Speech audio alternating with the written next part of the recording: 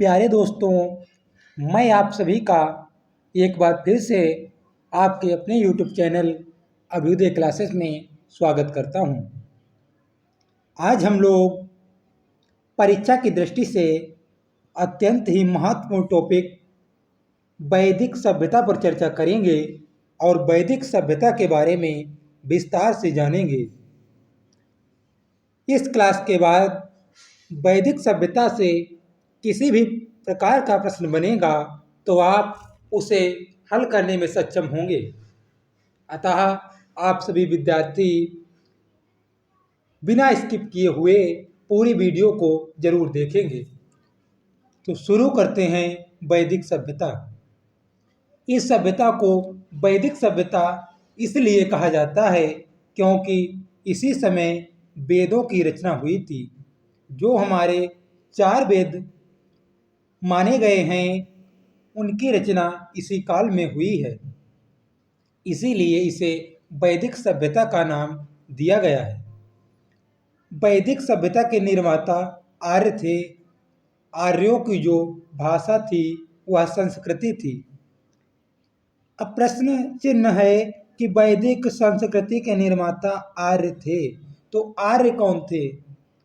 आर्य का साधारण भाषा में अर्थ होता है श्रेष्ठ, श्रेष्ठ या कुलीन।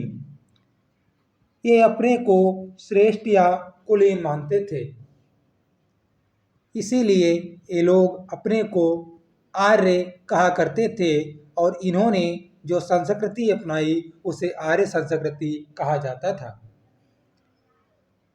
वैदिक सभ्यता में जिन 4 वेदों की रचना की गई वे इस प्रकार हैं। पहला आपका आता है ऋग्वेद। पहला है ऋग्वेद जो सबसे प्राचीन वेद है। दूसरा आपका है यजुर्वेद। दूसरा आप लोगों का आता है यजुर्वेद और तीसरा आपका आता है सामवेद। तीसरा आता है सामवेद। चौथा और अंतिम आपका आता है अथर्ववेद। तो ये आपके 4 वेद हैं जिनकी रचना वैदिक काल में हुई थी। आगे बात कर लेते हैं। वैदिक काल को 2 भागों में बांटा गया है। पहले पे आपका आता है ऋग्वैदिक काल और सेकंड नंबर पे जो आता है उत्तर वैदिक काल। ऋग्वैदिक काल की जो समयावधि है वो 1500 ईसा पूर्व से लेकर 1000 ईसा पूर्व के मध्य है और उत्तर वैदिक काल की जो समयावधि है वह 1000 ईसा पूर्व से 600 ईसा पूर्व मानी जाती है। अब हम इससे आगे की बात करते हैं। इससे आगे हम बात करेंगे ऋग्वैदिक काल की। तो ऋग्वैदिक काल में हम जानेंगे कि समाज कैसा था और क्या क्या चीज़ें थी यहाँ पर, इसी सब की हम चर्चा करेंगे। तो ऋग्वैदिक काल में की ये जो सभ्यता थी ये ग्रामीण सभ्यता थी। इसके विपरीत हम पढ़ चुके हैं जो हड़प्पा सभ्यता थी, जो सिंधु सभ्यता थी, वह पूरी तरह नगरीय सभ्यता थी। यानी सिंधु सभ्यता के लोग पूरी तरह से नगरों में निवास करते थे, जबकि वैदिक सभ्यता के लोग पूरी तरह से ग्रामीणों में निवास करते थे। ग्रामीण थे, ये गांवों में निवास करते थे। और जो इन लोगों का मुख्य पेशा था वह पशुपालन था। इन लोगों का मुख्य जो पेशा था वह पशुपालन था। ये लोग कृषि भी किया करते थे। ये लोग कृषि भी किया करते थे, लेकिन कृषि के उत्पादन पर इनका विशेष ध्यान नहीं था। ये सिर्फ उतनी ही कृषि किया करते थे जिससे इनका पालन पोषण हो जाए और इनके पशुओं को खाने का चारा उपलब्ध हो जाए। बेगाज कोई अभिलेख। बेगाज कोई एक स्थान है जहाँ से एक इस काल का अभिलेख मिला है, जिसमें जो भारत में यानी जो आर्यों के मध्य प्रचलित देवता थे इंद्र, वरुण, मित्र, नासत्य, इनका उल्लेख मिलता है। ये जो बेगाज कोई अभिलेख मिला है अगर हम वर्तमान समय की बात करें तो आपका ये सीरिया में पड़ेगा। तो सीरिया से जो बेगाज कोई अभिलेख मिला है उससे ऋग्वैदिक काल के देवताओं इंद्र, वरुण और मित्र और नासत्य की जानकारी मिलती है। ऋग्वैदिक काल की अनेक बातों का समावेश ईरानी ग्रंथ अवेस्ता में भी किया गया है, जो एक बहुचर्चित ग्रंथ अवेस्ता है ईरान का। उसमें भी ऋग्वेद की बहुत सी बातें हमें देखने को मिलती हैं। तो इन सब तथ्यों के आधार पर यह स्पष्ट होता है कि भारत में कभी न कभी कहीं न कहीं आर्य सभ्यता रही थी और इन लोगों का कैसा जीवन था ये सब जानने में ये चीज़ें हमारी सहायता करती हैं। अब बात आती है कि जब यह सभ्यता आर्यों द्वारा चलाई गई या आर्यों द्वारा इस सभ्यता का विकास हुआ तो ये आर्य कौन थे, कहाँ से आए थे। इस संबंध में विभिन्न विचारकों ने अपने अपने मत प्रस्तुत किए हैं। इस तथ्य को लेकर कि आर्य कहाँ से आए थे या आर्य मूलतः कहाँ के निवासी थे, विद्वानों में मतभेद है। इनमें से कुछ विद्वानों की जो कही गई बातें हैं हम उन पर चर्चा करेंगे, जो लोगों द्वारा ज़्यादातर मानी गई हैं। हम उन बिंदुओं का आकलन करेंगे। इसमें सर्वप्रथम मैक्स मूलर को देखते हैं। तो मैक्स मूलर जी ने बताया कि जो आर्य भारत आए थे वह मध्य एशिया से आए थे। सेकेंड पे आपके आते हैं बाल गंगाधर तिलक। बाल गंगाधर तिलक जी ने आर्यों को लेकर अनेक टीकाएं लिखी, जिनमें उन्होंने बताया कि आर्य उत्तरी ध्रुव से भारत की ओर आए थे। तीसरा बहुचर्चित नाम आता है दयानंद सरस्वती जी का। दयानंद सरस्वती ने तिब्बत को आर्यों का मूल निवास स्थान माना है। गंगानाथ झा ने ब्रह्मर्षि देश को मूल निवास स्थान माना है। प्रोफेसर पेका ने जर्मनी के मैदानी भाग को आर्यों का मूल निवास स्थान माना है। अपने अपने हिसाब से इन विद्वानों ने अनेक मत दिए हैं कि आर्य मूलतः कहाँ के निवासी थे। इसमें से जो सर्वमान्य तथ्य है या अधिकतम विद्वान जिस तथ्य का समर्थन करते हैं वह है मैक्स मूलर का सिद्धांत। मैक्स मूलर के अनुसार आर्य मध्य एशिया से भारत आए थे और यही तथ्य वर्तमान समय में अधिकतर विद्वानों द्वारा समर्थित है। इसीलिए आपको विशेष तौर पर यह बात ध्यान रखनी होगी। आगे बात कर लेते हैं ऋग्वैदिक काल की। ऋग्वेद में जन का उल्लेख 275 बार किया गया है तथा विश्व शब्द का उल्लेख 170 बार किया गया है। ऋग्वेद में सार्ध, व्रात, गढ़ ये सभी क्या थी? ये तीनों की तीनों सैनिक इकाइयाँ थीं, यानी सेना की जो छोटी छोटी इकाइयाँ थीं उन्हें सार्ध, व्रात और गढ़ कहा जाता था। जो वैद्य थे उन्हें भेषज कहा जाता था। अर्याणी ऋग्वैदिक काल में जंगल की देवी को कहा जाता था। अगला पॉइंट आता है जो परीक्षा की दृष्टि से इम्पॉर्टेंट पॉइंट हैं, उन्हीं पर हम चर्चा करते हैं। गायत्री मंत्र का उल्लेख ऋग्वेद के तीसरे मंडल में किया गया है। जो गायत्री मंत्र हमें देखने को मिलता है वह ऋग्वेद के तीसरे मंडल में देखने को मिलता है।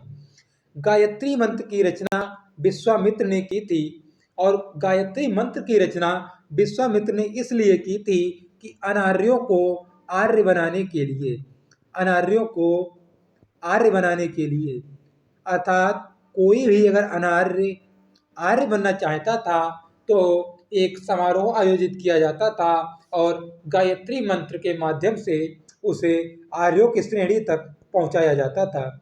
इसी उद्देश्य को पूरा करने के लिए विश्वामित्र द्वारा गायत्री मंत्र की रचना की गई थी।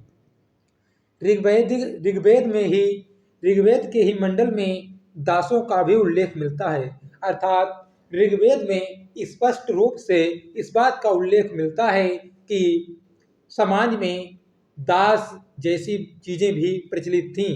अर्थात समाज में दास भी हुआ करते थे। ऐसा हमें ऋग्वेद के मंडल से देखने को मिलता है। अब हम बात कर लेते हैं कि ऋग्वैदिक काल में कौन कौन सी नदियाँ थीं और वर्तमान समय में उन्हीं नदियों को किन नामों से जाना जाता है। आपकी परीक्षा में कई बार यहीं से प्रश्न बना दिया जाता है। आपको या तो आधुनिक नदी का नाम दे दिया जाएगा और आपसे ऋग्वैदिक कालीन जो उसका नाम था वह पूछ लिया जाएगा, या जो ऋग्वैदिक कालीन समाज में उसका नाम था वह दे दिया जाएगा और आपसे आधुनिक नाम पूछ लिया जाएगा। तो इन सब बिंदुओं को देख लेते हैं। उस समय की जो परसणी नदी थी, उस समय की जो परसणी नदी थी उसे वर्तमान समय में रावी नदी के नाम से जाना जाता है। शतुद्री को के नाम से, अस्कनी को चेनाब के नाम से, बिस्तता को झेलम के नाम से, बिपाशा को ब्यास, सदानीरा को गंडक और जो गोमती है इसे गोमल कहा जाता है।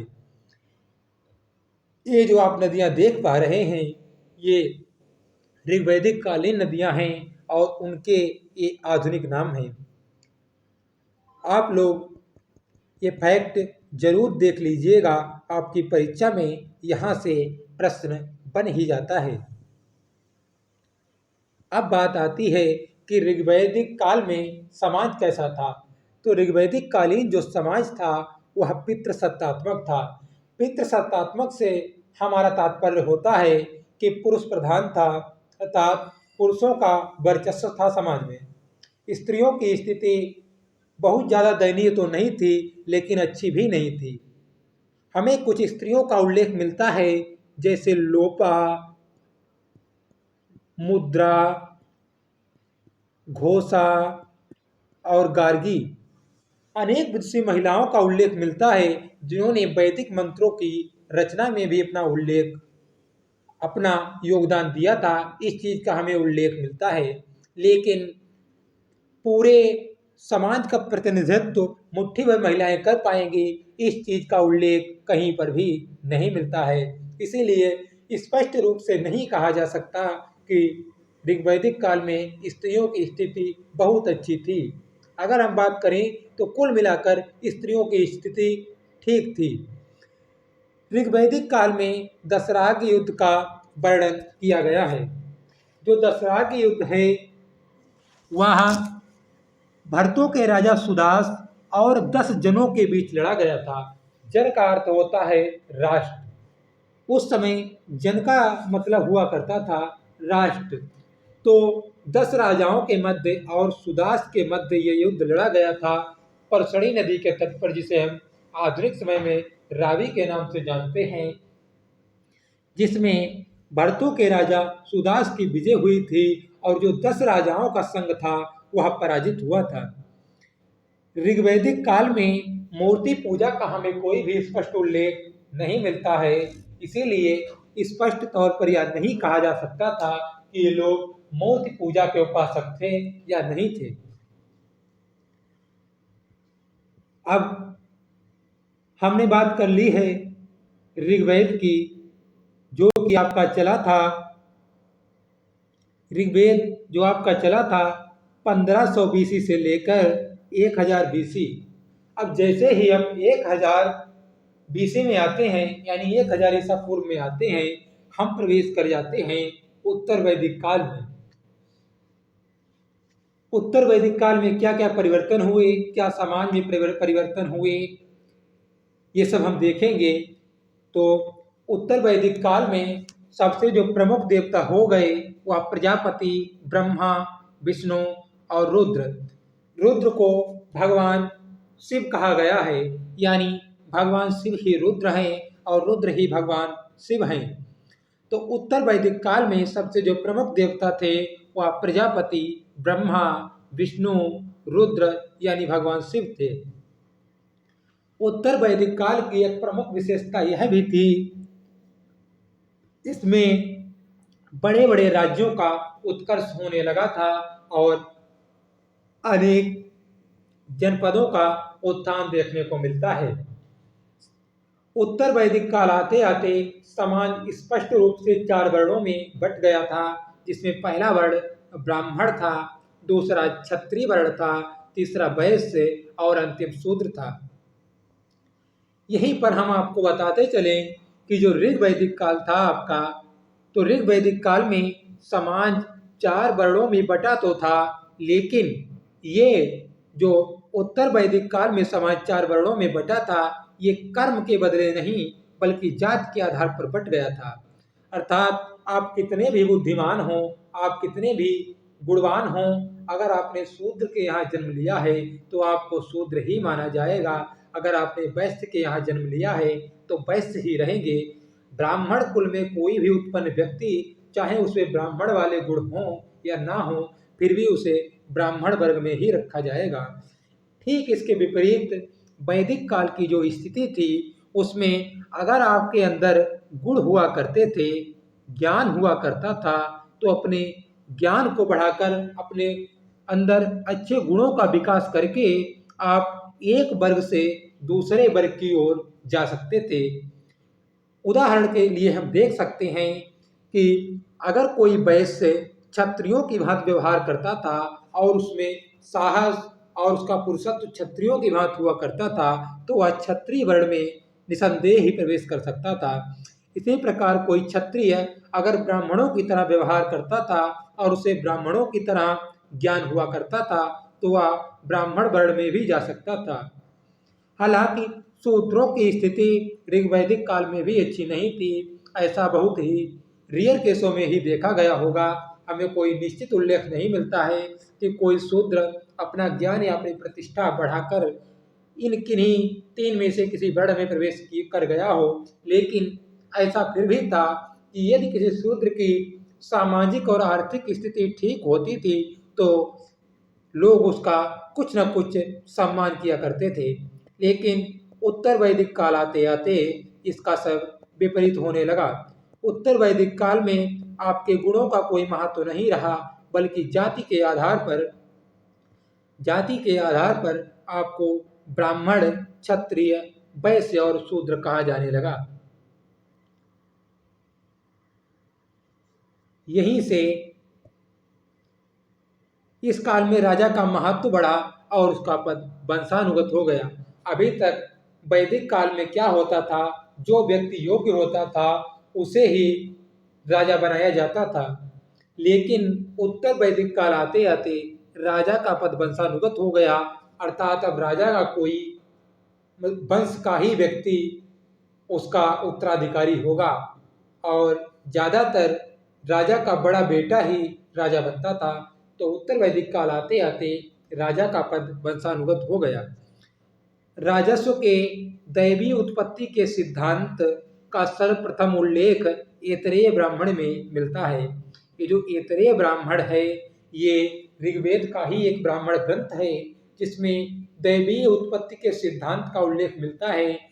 राजस्व के दैवीय सिद्धांत का मतलब है कि राजा को ईश्वर का प्रतिरूप माना जाता था और उसका निर्णय अंतिम माना जाता था।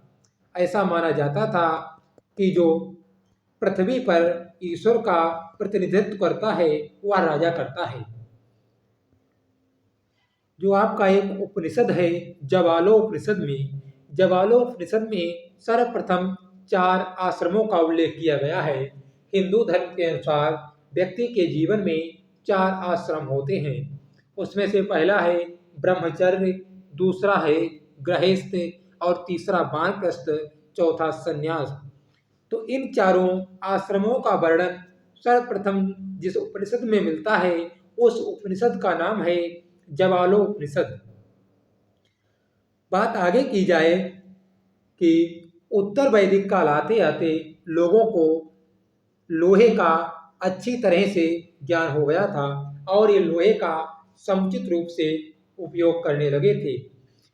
लोहे के उपयोग के साक्ष्य 1000 ईसा पूर्व में उत्तर प्रदेश के अतरंजी खेड़ा से मिले हैं। वर्तमान उत्तर प्रदेश में एक प्लेस है अतरंजी खेड़ा, जहाँ से लोहे के उपयोग के साक्ष्य मिले हैं, जिसके आधार पर हम यह कह सकते हैं कि उत्तर वैदिक काल आते आते ये लोग समुचित रूप से लोहे का उपयोग करने लगे थे। उत्तर वैदिक काल में परिवार पितृसत्तात्मक थे। हमने बात की थी कि ऋग्वैदिक काल में भी परिवार पितृसत्तात्मक हुआ करते थे, यानी पुरुष प्रधान हुआ करते थे। उत्तर वैदिक काल में भी परिवार पितृसत्तात्मक ही हुआ करते थे, लेकिन एक परिवर्तन यह आया कि ऋग्वैदिक काल में जिन स्त्रियों की स्थिति सामान्य थी, ठीक ठाक थी, उन्हीं स्त्रियों की स्थिति उत्तर वैदिक काल आते आते और गिरती चली गई। यहाँ तक कि मैत्रेयनी संहिता में इस बात का स्पष्ट उल्लेख किया गया है कि पुरुष की तीसरी सबसे बड़ी कमजोरी जो है वह स्त्री को बताया गया है। पुरुष की सबसे बड़ी कमजोरी इसमें बताया गया है जुआ को, और दूसरा बताया गया है शराब को, और तीसरे पे बताया गया है कि स्त्री पुरुष का तीसरा सबसे बड़ा दोष है। इस प्रकार आप अनुमान लगा सकते हैं कि स्त्रियों की स्थिति उस जमाने में कितनी दयनीय रही होगी। उत्तर वैदिक काल में संयुक्त परिवार प्रथा विद्यमान थी। ऋग्वैदिक काल में भी पूरे वैदिक काल में हमें संयुक्त परिवार प्रथा देखने को मिलती है। संयुक्त परिवार का मतलब होता है जहां एक ही छत के नीचे विवाहित और अविवाहित व्यक्ति पिता के साथ रहते हैं, उसे हम संयुक्त परिवार के नाम से जानते हैं। प्रेजेंट टाइम में, वर्तमान समय में हमें एकल परिवार प्रणाली देखने को मिलती है। एकल परिवार प्रणाली का मतलब होता है जहां अपने माता पिता के साथ अविवाहित बच्चे रहते हैं, उसे हम एकल परिवार प्रणाली कहते हैं। हम बात करते हैं वैदिक साहित्य की, कि वैदिक काल में साहित्य कैसा था, इस पे हम चर्चा कर लेते हैं। वैदिक काल में जो साहित्य था उसके प्रमुख जो स्रोत थे वो वेद थे। वेदों की संख्या 4 है: ऋग्वेद, सामवेद, यजुर्वेद और अथर्ववेद। पहला आपका आता है ऋग्वेद, दूसरा आपका आता है सामवेद, और तीसरा आपका आता है यजुर्वेद, फिर आपका आता है अथर्ववेद। ऋग्वेद में आपके 10 मंडल हैं, 1028 सूक्त हैं और 10,462 श्लोक हैं। ये बात हो गई ऋग्वेद की। सामवेद, इसे भारतीय संगीत का जन्मदाता कहा जाता है। यजुर्वेद ऐसा वेद है जो गद्य और पद्य दोनों में उपलब्ध है। इसे 2 भागों में बांटा गया है। इसका पहला भाग जो कहलाता है वह कृष्ण यजुर्वेद कहलाता है, और इसका द्वितीय भाग शुक्ल यजुर्वेद के नाम से जाना जाता है। आपका चौथा आता है अथर्ववेद।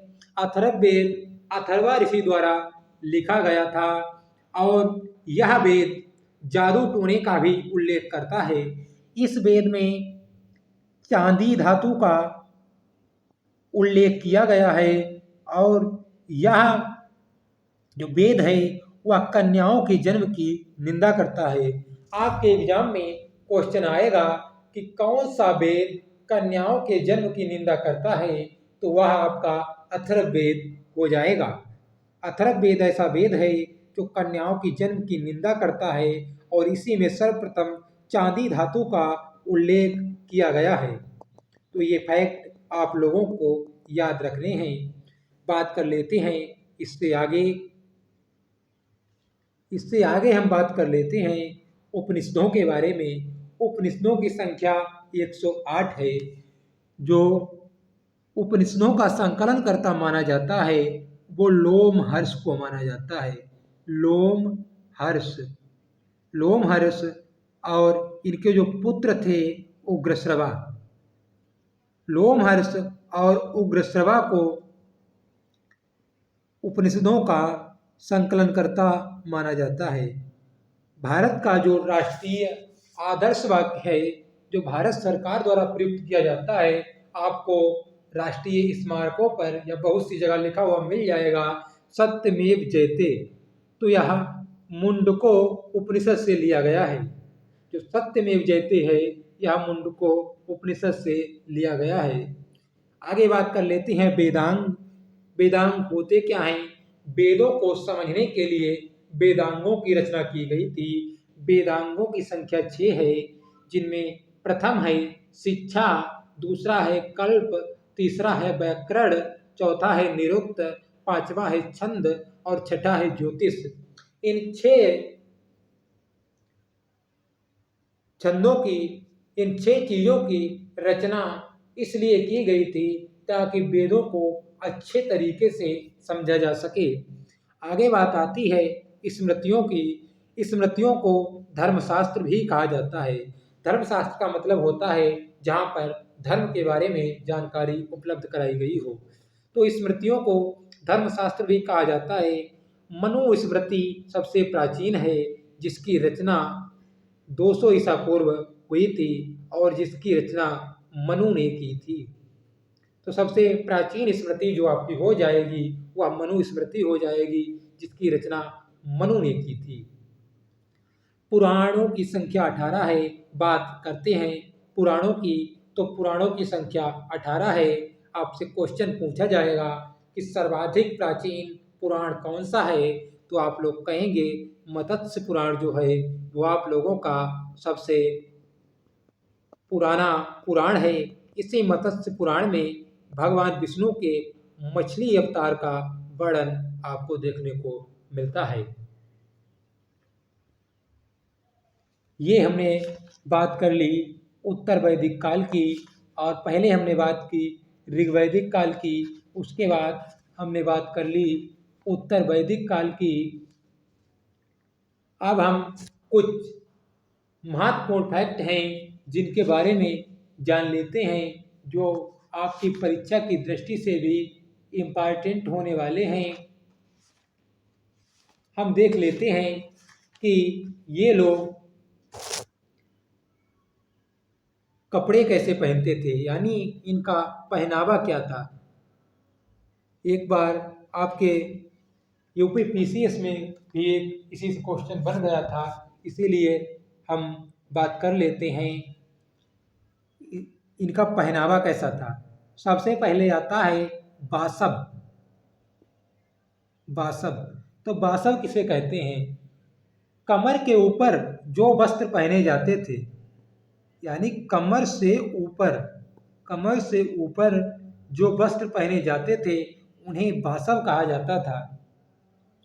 दूसरा आपका आता है नीवी। दूसरा आपका क्या आता है? नीवी। कमर से नीचे पहने जाने वाले वस्त्र, जो कमर से नीचे वस्त्र पहने जाते थे उन्हें नीवी कहा जाता था। अगला आता है अधिवास। अधिवास किसे कहते थे? तो अधिवास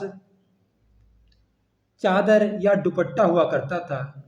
पुरुष चादर का उपयोग करते थे और स्त्रियां दुपट्टे का उपयोग करती थी, जिसे अधिवास कहा जाता था। निष्क एक चीज थी, निष्क। निष्क गले में पहने जाने वाला हार था। निष्क एक हार था जो गले में पहना जाता था।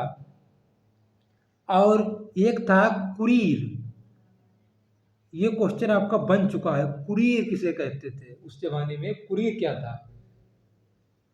तो यह महिलाओं के द्वारा माथे पर धारण किया जाता है। अगर वर्तमान स्थिति की हम बात करें तो महिलाएं आज भी माथे पर एक आभूषण का उपयोग करती हैं। तो उस जमाने में जिस आभूषण का उपयोग महिलाएं माथे पर किया करती थीं उसे कुरीर के नाम से जाना जाता था। इस प्रकार हम लोगों ने पूरी चर्चा कर ली है वैदिक सभ्यता की। मैं आशा करता हूँ कि वैदिक सभ्यता में कहीं से भी एग्जामिनर प्रश्न बनाएगा तो घूम फिर के इन्हीं फैक्टों के आधार पर बनाएगा जो मैंने आप लोगों से इस सेक्शन में डिस्कस किए हैं। तो आप लोग इसे अच्छे तरीके से तैयार कर लीजिए और आपके आने